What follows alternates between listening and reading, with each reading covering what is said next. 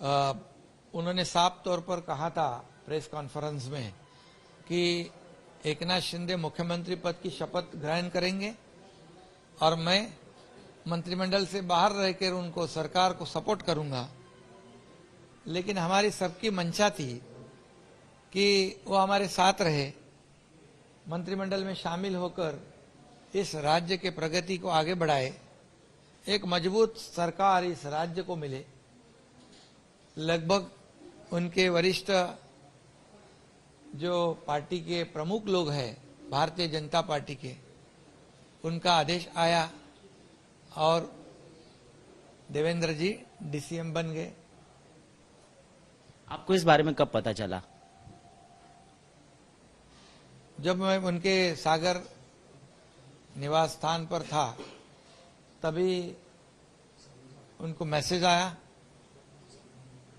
उनके पार्टी के वरिष्ठों का, और उन्होंने कहा कि जिस पार्टी ने मुझे सर्वोच्च पद पर बिठाया है उनका आदेश मुझे अंतिम है, उनका पालन करना आदेश का ये मेरा कर्तव्य है। कहीं ना कहीं आज उद्धव जी भी मीडिया से बात कर रहे थे। उन्होंने कहा कि अगर यही साकार करना था तो बीजेपी ने इससे पहले हमारे साथ हमारी बातें मान ली होती तो और राजी खुशी बहुत अच्छी तरीके से ये हो सकती थी, लेकिन ये नहीं हुआ। हम लोगों ने कौन सा दूसरा रास्ता अपनाया है? हम लोगों ने वही रास्ता अपनाया है जो पहले शिवसेना भारतीय जनता पार्टी की युति थी, अलायंस था। हम लोग चुनाव लड़े अलायंस में, और आज हमारा जो शिवसेना गठ है, जो 2/3 मेजोरिटी से ज्यादा लोग हमारे साथ है, विधिमंडल में लेजिस्लेटिव पार्टी शिवसेना है, और निश्चित रूप से हम लोग आज भारतीय जनता पार्टी के साथ है। एक मजबूत सरकार यहाँ पर बना रहे। हम लोगों ने ऐसा कोई भी दूसरा गलत कदम नहीं उठाया है। लेकिन उद्धव जी तो कह रहे हैं कि शिवसेना का मुख्यमंत्री नहीं है, शिवसेना हमारी पार्टी है। अभी मैं इसके बारे में कुछ कहना नहीं चाहता हूं, योग्य समय पर जरूर कहूंगा। लेकिन क्या लगता है आपको कि सारी बाधाएं दूर हो गई है, शिवसेना बनकर आप इस सरकार में शामिल हुए हैं और ये सरकार ऐसे ही आगे चलेगी अगले 2.5 साल तक? बिल्कुल चलेगी, क्योंकि हमारे पास 50 विधायक है और भारतीय जनता पक्ष के पास लगभग 115 से 120 है। ये थम्पिंग मेजोरिटी वाला सरकार जो 170 के ऊपर है और जिसके पास मेजोरिटी होती है वो सरकार पूरा कार्यकाल पूरा करता है। एक मजबूत सरकार इस राज्य को मिला है, जो आम जनता के दिल का सरकार है, उनके मन का सरकार है, नेचुरल अलायंस है। हम बाला साहब ठाकरे जी के हिंदुत्व को आगे बढ़ा रहे, डेवलपमेंट के मुद्दे को आगे बढ़ा रहे। इस राज्य में जितने भी प्रोजेक्ट है वो प्रोजेक्ट को हम लोग निर्धारित समय पर पूरा करना चाहते हैं, और इस राज्य के हर एक घटक जो है उसको हम लोग न्याय देने वाले, उसकी ये कोशिश हमारी सरकार की है। आपने एनसीपी और कांग्रेस पर कई सारे आरोप लगाए। कांग्रेस का कहना है कि ये सरकार जो बनी है ये ईडी की सरकार है, यानी एकनाथ जी शिंदे और देवेंद्र फडणवीस। इसके ऊपर मैं कुछ कहना नहीं चाहता हूं, लेकिन हमारे जो विधायक है, जो 50 विधायक एक अलग भूमिका स्वीकारते हैं, अलग एजेंडा स्वीकारते हैं और सत्ता में से बाहर हो जाते हैं। लोग सत्ता छोड़ते नहीं, लेकिन हम लोगों ने सत्ता छोड़कर बाहर गए, सत्ता के बाहर चले गए। इसका कारण क्या है? इसका सभी लोगों ने आत्म परीक्षण करना चाहिए। जो 2.5 साल में उनको जो अनुभव आया है, वो ये अनुभव जो आया है, विधायक जो लोग हैं उनको एक्सपीरियंस आया है, और इसीलिए उन्होंने एक अलग रास्ता जो है, एक अलग रास्ता ढूंढा है उन्होंने।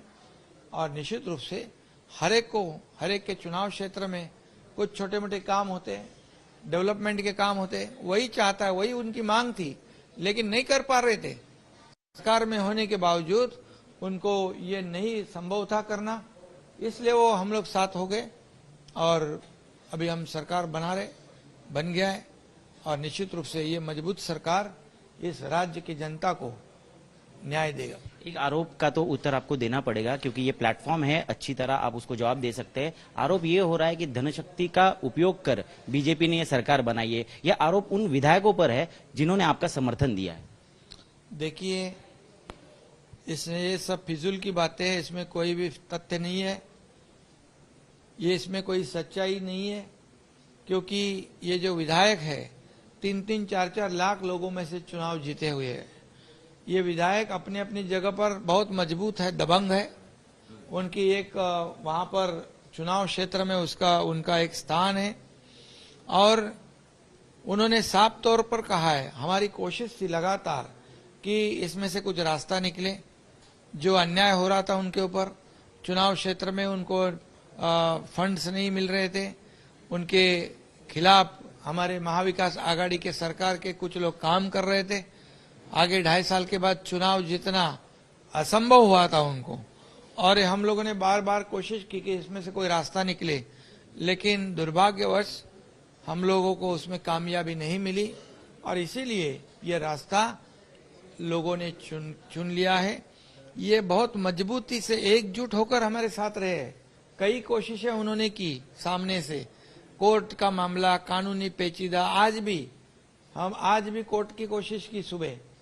हमारे पास मेजॉरिटी है, डेमोक्रेसी में नंबर्स और मेजॉरिटी का बहुत ही इंपॉर्टेंस होता है। इस देश में कॉन्स्टिट्यूशन है, रूल्स है, कानून है, इसके आगे इसके खिलाफ कोई भी नहीं जा सकता है और हम लोग ये सब रूल्स, कॉन्स्टिट्यूशन ये सब फॉलो कर रहे हैं, इसलिए हमारी जीत निश्चित है। अब क्योंकि शिंदे शाही की सरकार बनी है, सरकार की प्राथमिकता क्या होगी, क्या क्या काम, एजेंडा आपके आंखों के सामने? शाही की सरकार नहीं है, ये आम जनता की सरकार है। यही मैं कहूंगा, जो जनता को चाहिए वही हम देंगे। ये हमारा एजेंडा है, डेवलपमेंट, इस राज्य के सर्व विभाग का विकास, यही हमारा एजेंडा है। किसानों को न्याय देना। आज स्वर्गीय वसंतराव नाईक जी की जयंती है, कृषि दिन कहते हैं आज के दिन को, और इस दिन में आपको मैं यही कहूंगा, किसानों को उनके लिए योजनाएं दो, उनको मजबूत करो, उनके खुद के पैर पे खड़ा करो और यहाँ पर किसान आत्महत्या मुक्त महाराष्ट्र बन जाए, यही हमारी कोशिश रहेगी। क्या आगे भी उद्धव ठाकरे जी को साथ में लाने की, रिकंसिलिएशन करने की कोशिशें जारी रहेगी? अभी तो हम लोग जो हमारी सरकार है, शिवसेना और भारतीय जनता पार्टी की हम लोग बना रहे, एक मजबूत सरकार राज्य को देंगे। फिर आगे जैसे जैसे होता है देखते जाइए, और आगे के जो भी निर्णय है, हमारे 50 विधायक जो है उनसे बातचीत करके ही अगला हर कदम हम लोग उठाएंगे। शिवसेना पार्टी के संविधान के हिसाब से शिवसेना पक्ष प्रमुख अभी उद्धव ठाकरे है, क्या एकनाथ शिंदे शिवसेना पक्ष प्रमुख बनने की कोशिश करेंगे? ऐसी हमारी कोई कोशिश नहीं है,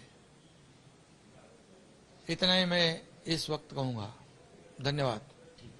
तो ये थे एकनाथ संभाजी शिंदे, राज्य के मुख्यमंत्री, और बेबाक तरीके से सभी सवालों के जवाब देते हुए एक्सक्लूसिव आज तक से बातचीत करते हुए। कैमरा पर्सन किरण सपकाल के साथ मैं ऋत्विक भालेकर, मुंबई, आज तक।